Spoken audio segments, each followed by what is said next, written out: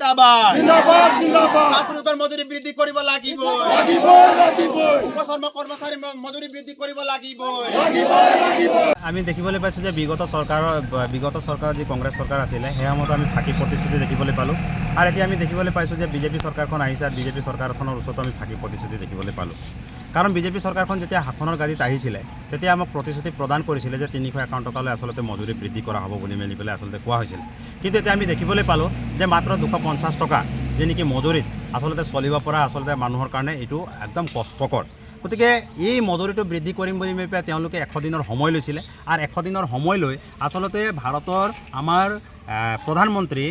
দেখিবলৈ পাইছোঁ যে নৰেন্দ্ৰ মোদী ডাঙৰীয়াই এই কথাটো স্পষ্ট কৰিছিলে যে চাহ শ্ৰমিকৰ চেহেৰা আচলতে 100 দিনত আমি সলনি কৰি দিম বুলি মেলি পেলাই কৈছিলে কিন্তু এতিয়া আমি দেখিবলৈ পাইছোঁ যে চাহ শ্ৰমিকৰ চেহেৰা সলনি হোৱা নাই এতিয়া আমি দেখিবলৈ পাইছোঁ মন্ত্ৰী MLA বিধায়ক আৰু বৰঞ্চ ভাৰতৰ প্ৰধানমন্ত্ৰী নৰেন্দ্ৰ মোদী ডাঙৰীয়াকে এতিয়া ডেকা হোৱা আমি দেখিবলৈ পাইছোঁ তেওঁলোকৰ চেহেৰাহে এতিয়া সলনি হৈছে এতিয়া ইমান সমস্যা এই সমস্যাৰ মাজত আৰু বৰ্ধিত যিটো নেকি আচলতে মাছৰ যিটো নেকি মূল্য বৃদ্ধি আমি দেখিবলৈ পাইছোঁ এই মূল্য বৃদ্ধিত 250 টকাত যে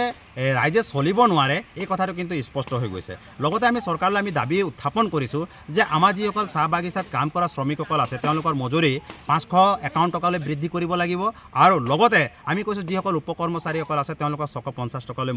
মজুৰি বৃদ্ধি কৰিব লাগিব আজি আমাৰ সমগ্ৰ অসমতে আচলতে প্ৰতিবাদী কাৰ্যসূচী চলিছে আৰু প্ৰতিবাদী কাৰ্যসূচীত আমাৰ যিবিলাক মূল ইস্যু আছে সেই মূল ইস্যুবিলাকক লৈ মেলি পেলাই যিখন চৰকাৰ শাসনৰ গাদীত আহিলে আমাক কিন্তু ঠগ প্ৰবঞ্চনা কৰা হ'ল ঠগ প্ৰবঞ্চনা এনেধৰণে কৰা হ'ল যে এই ATCT গাৰ্ডেনতে কৈছিলে অসমৰ মাননীয় মুখ্যমন্ত্ৰী মহোদয়ে যে মাটিৰ পট্টা দিম বুলি মেলি পেলাই কৈছিলে আৰু অন্যান্য প্ৰতিশ্ৰুতি দিছিলে যেনে জনজাতিকৰণ কৰি দিম বুলি কৈছিলে তাৰপাছতে আমাক কৈছিলে যে শ্ৰমিক আইনখন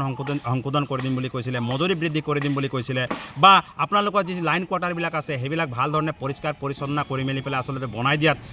আমি সুবিধা কৰি দিম বুলি কৈছিলে শৌচাগাৰৰ সুবিধা কৰি দিম বুলি মেলি পেলাই কৈছিলে কিন্তু আমি দেখিবলৈ পাইছোঁ যে ভোট লোৱাৰ পাছত সকলোখিনি কিন্তু নিমাত আৰু তাতোতকৈ দুখৰ বিষয় যিটো নেকি আমাৰ শ্ৰম মন্ত্ৰী এগৰাকী পাইছোঁ ৰূপেশ গোৱালা ডাঙৰীয়া তেখেতে কিন্তু সদনত মাতিবই নোৱাৰে শ্ৰমিকৰ পক্ষত আচলতে কথা ক'বই নোৱাৰে আমি দেখিবলৈ পাইছোঁ যে আচলতে বিজেপি চৰকাৰখনে যিখিনি কথা কৈ আছে সেই কথাখিনিকে আচলতে তেখেতে দোহাৰি আছে আৰু দেখিলোঁ যে যেতিয়া শ্ৰম মন্ত্ৰী হ'ল সেই সময়ত তেখেতে এটা কথা স্পষ্ট কৰিছিলে যে অসমৰ মাননীয় মুখ্যমন্ত্ৰী হিমন্ত বিশ্ব শৰ্মা ডাঙৰীয়া যি কথা ক'ব মই তাকে কৰিম বুলি মেলি পেলাই কৈছিলে আৰু এতিয়া তাকে কৰা আমি দেখিবলৈ পাইছোঁ তেখেতে উঠ বুলি ক'লে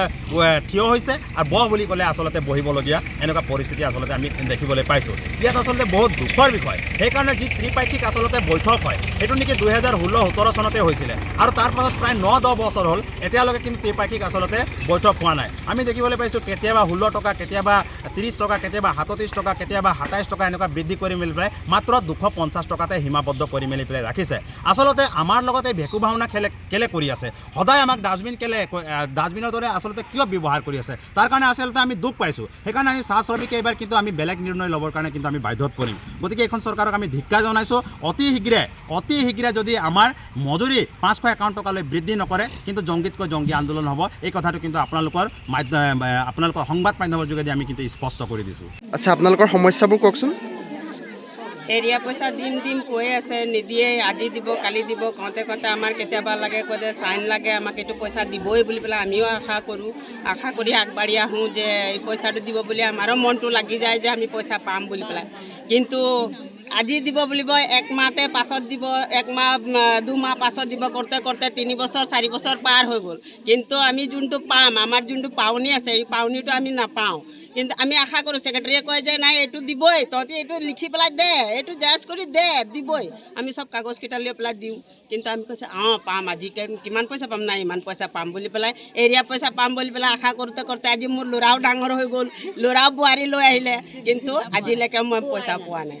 আৰু এটা কথা ক'বলৈ খুজিছোঁ ইমান ডাঙৰ আমাৰ হস্পিটেল এটা বনাইছে কিন্তু ডক্টৰ আমাৰ সুবিধা নাই ইয়াত সুবিধা নাই কোনোবা যদি পৰি যায় কোনোবা যদি বাগানত গিৰি যায় ক'ত যায় যোৰহাট যায় গাড়ী আন যোৰহাট যা তাৰ যোৰহাট লৈ যায় যাওঁতে যদি মানুহ মৃত্যুৱে হৈ যায় তো লাভ কি হ'ব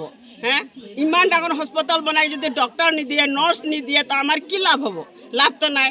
মজদুৰ কোনোবা পৰি গ'ল চাহে মাইকী মানুহ ক'ৰবাত পৰি গ'ল গাড়ী ক'লে যে না গাড়ী এতিয়া অকণমান দেৰি আছে নাপায় তালৈকে মানুহ গ'ল তাৰপৰা মানুহ গ'ল মৰি যোৱাৰ পাছতে যদি মানুহ আহে ডক্টৰ আহে তো কি লাভ হ'ব যদি ৰাইজে যদি আমাৰ একে হয় তেতিয়া আমাৰো ইয়াতে এইটো বাগানতে আমাৰ ডক্টৰ নাৰ্ছ এইকেইটা আমাৰ দিব লাগিব। এই ক্ষেত্ৰত আপোনালোকে কমপ্লেইন কৰিছেনে? এই ক্ষেত্ৰত কমপ্লেইনটো আজি নাই কৰা যে ৰাইজাৰ সময়তে আজি যেনে মানুহ জমা হৈছে সেইকাৰণে মই কমপ্লেইনটো দিছোঁ। বহুত দিনৰ পৰা ভাবি আছিলোঁ যে এই দুআষাৰ মই কম বুলি পেলাই, কিন্তু ক'বলৈ মই চান্স নাপাইছিলোঁ। আজি যেনিবা চান্স পালোঁ কাৰণে মই মিডিয়াৰ আগতে কৈছোঁ। এইটো আমাৰ কথাকেইটা আমাৰ সুবিধা কৰি দিব লাগে। বেমাৰ যাৰ যিমান আছে এইটো আমাৰ ডক্টৰ নাৰ্ছ এইটো আমাৰ হস্পিটেলত দিব লাগে। আৰু আমাৰ যোনটো মজদুৰ আছে আমি যোনটো পাওনি এই পাওনিটো আমাক দিব লাগে। ৰাইজে আনন্দ মনেতে এইটো কি মাহত দিয়ে এইটোতো মই ক'ব নোৱাৰোঁ, কিন্তু এইটো আমাৰ পাওনিটো আমাক দিব লাগে। ইমানটো কাৰণে মই নমস্কাৰ কৰোঁ।